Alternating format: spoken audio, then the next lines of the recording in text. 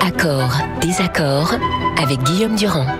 Bruno, soyons clairs, vous connaissez bien le fonctionnement de l'Élysée. Est-ce que ce mitonne une annonce de la candidature de François Hollande? Michel Sapin vient de dire que ça lui paraissait absurde que le président était en surplomb. Quelle est la réalité de ceux qui fréquentent l'Élysée? Je ne voudrais pas avoir l'air de venir au secours de Michel Sapin, mais effectivement, des informations. Il n'y a rien à attendre d'annonce de ce point de vue de la part de François Hollande jusqu'au minimum 27 novembre au soir. Qu'est-ce qu'il a pris à Bruno Le Roux hier?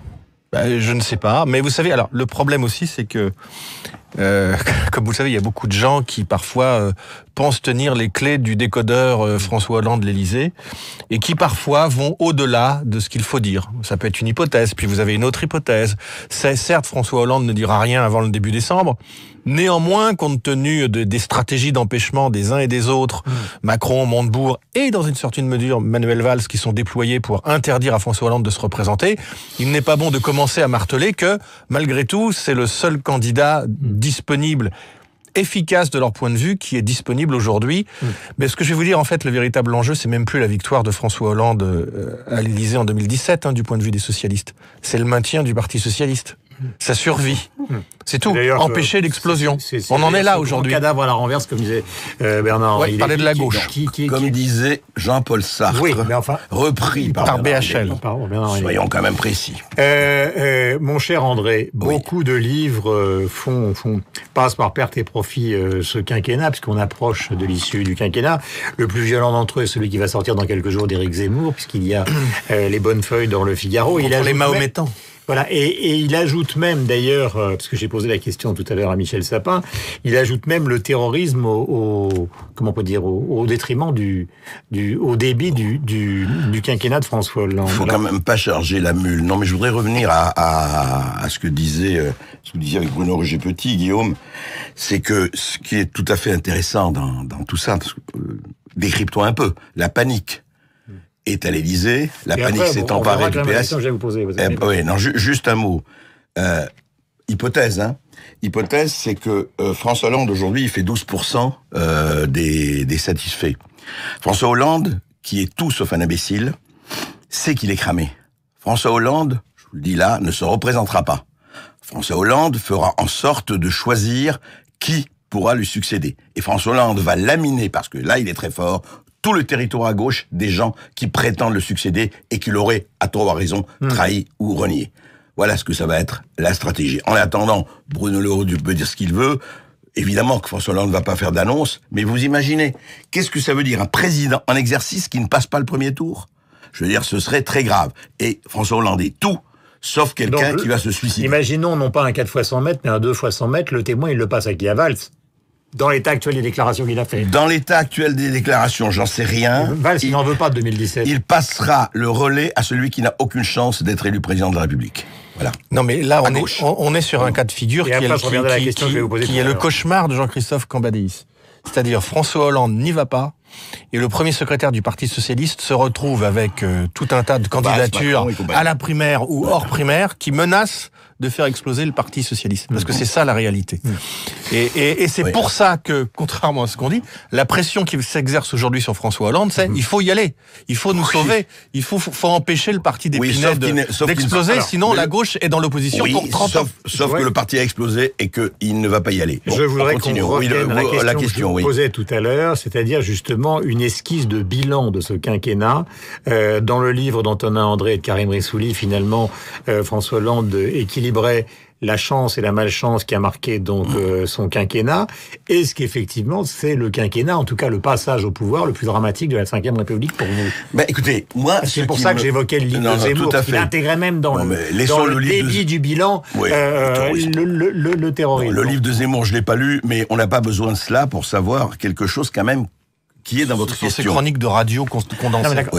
Ce qui est intéressant, c'est d'abord, et vraiment il faut voir ça, les centaines d'heures qu'il a passées à l'Élysée avec des journalistes. D'accord. Ce n'est pas ce qu'on lui reproche. Non, ce que je veux dire, c'est que ce monsieur Hollande, que j'ai bien connu et pour qui j'ai beaucoup de sympathie, n'a pas été président de la République. Il a été le commentateur et le chroniqueur de son action.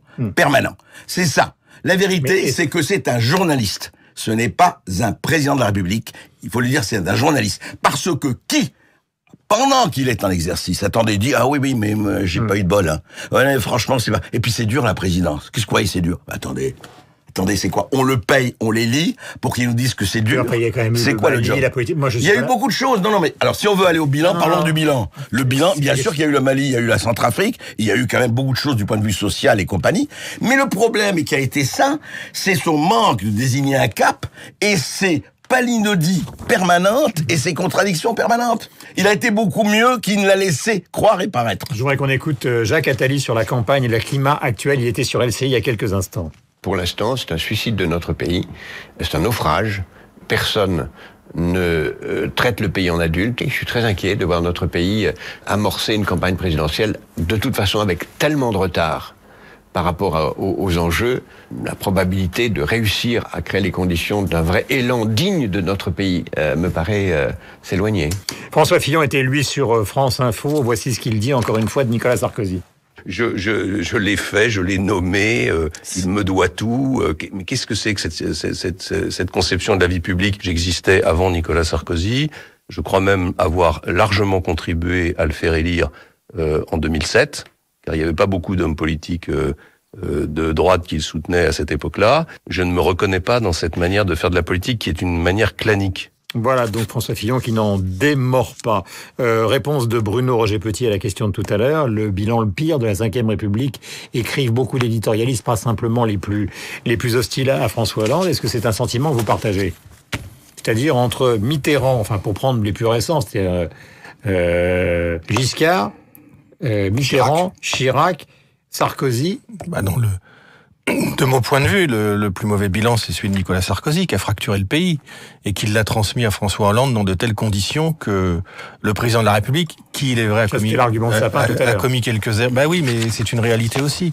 Le pays fracturé, le pays clivé, le pays divisé. Regardez, qui a lancé ce débat empoisonné sur l'identité? C'est pas François Hollande. C'est Nicolas Sarkozy qui a ouvert cette boîte de Pandore, cette boîte de Pandore épouvantable, qu'il repart avec beaucoup de vigueur actuellement. Non, mais c'est bien ce que je vous dis. Mais bien sûr, c'est bien ce que je vous dis.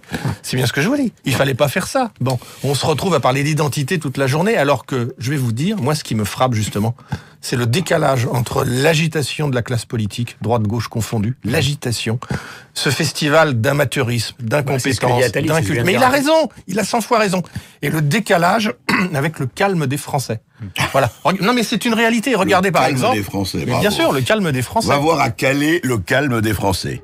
Va voir à Marseille tu vas me parler de Calais. Voilà, tu vas me parler de Calais, de Cisco et de deux plages dans le sud. Eh ben, c'est rien. C'est rien. C'est rien. Tout va très bien. Je voudrais qu'on écoute Nadine Morano. Elle était sur BFM ce matin. Elle parle d'Emmanuel Macron. Le côté beau gosse, c'est pas suffisant pour moi. Non, je pense qu'il faut des actes et des résultats. Les médias le jouent, une espèce de starisation d'une personnalité qui au final a un bilan extrêmement médiocre.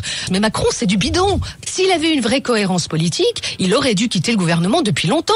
Voilà donc les propos de Nadine Morano. Alors l'essentiel de la classe politique évidemment tire sur Emmanuel Macron, c'est normal puisqu'il a fait le bilan pour lui-même et donc pour lancer son mouvement En Marche, d'une vacuité de la classe politique. Enfin, qui a raison dans cette affaire-là? Écoutez, oui, c'est pas une question de raison ou de tort. Macron joue son rôle, il s'est dit, bon ben voilà, moi j'ai une chance, c'est aujourd'hui, il faut le dire, le candidat des médias. Je veux dire, Macron, on lui accorde ce qu'on n'a jamais accordé à personne, ni élu. Sarkozy en 2007, c'était pareil. Mitterrand en 80, c'était pareil. Sarkozy existait en tant que politique. Mitterrand existait en tant que politique. Quand même, des médias. L'effervescence des médias. En 80, les médias sont giscardiens. Vous avez vu hier à Châlons, juste un mot Guillaume, hier à Châlons, on a dit, Macron va à la rencontre des vrais gens. Formidable déjà, c'est-à-dire qu'il n'a jamais vu de vrais gens, il va aller à Châlons pour voir les vrais gens. Enfin, à Châlons, il y a des vrais gens. Mais quand vous regardez les images, il y a 400 journalistes autour, et radio et télévision, et 2 ou 3 pelés, et une tondue. Ça a toujours été le cas. Bon, au Salon de l'Agriculture, ils ont toujours été entourés par 50 journalistes. Non, mais je veux dire, ça veut pas dire que ça démonétarise Macron. Mais Macron, il a approuvé. Non, mais je veux dire, il a approuvé, il a à faire ses preuves, c'est tout, on verra bien. Macron, il fait une communication, il pratique une communication boomerang. C'est-à-dire que ce qu'il veut montrer lui revient dans la figure. C'est ce que vient de dire André. Je vais voir les vrais gens pour qu'ils me parlent de leurs vrais problèmes. Mais comme le disait, par exemple, Julien Drey ce matin sur une autre radio ou Michel Sapin ici, le type a écrit le projet présidentiel de François Hollande. Il a été secrétaire général adjoint de l'Élysée. Il a été ministre de l'économie et des finances. Et puis il sort de cette séquence en nous disant: oh mais quand même, il faut réfléchir au problème des vrais gens, je vais aller sur le terrain. Mais non, pas comme ça. Attendez, Mais Giscard, il est député de Chamalières depuis 20 ans quand il est président de la République. Oui, mais c'est ça il connaît la France. Il la connaît. Il était porté par la grâce à cette époque, il faut bien le reconnaître. Il correspondait à un moment de l'histoire du pays. Emmanuel Macron, il est hors sol. Une de VSD aujourd'hui, on le voit encore en une avec son épouse Brigitte. C'est-à-dire que pareil, communication boomerang. Il met en avant son couple présidentiel, genre, regardez, nous sommes les nouveaux Kennedy, et porté par ça, nous allons aller à l'Élysée. Au moment même où Nicolas Sarkozy, qui lui a quand même compris quelle était la demande du pays aujourd'hui, a mis de côté médiatiquement Carla Bruni-Sarkozy, que vous ne verrez plus dans les mois qui viennent. Merci beaucoup, il est 8h56, je rappelle que André travaille pour Valeurs Actuelles, et donc que Bruno travaille pour Challenge. Merci à vous deux. Avec Claude Perdriel, toujours une joie. Nous sommes vendredi, passez le meilleur week-end possible, on se retrouve lundi matin avec nos amis de Paris Première. Il est 8h57, nous avons rendez-vous avec la Bourse.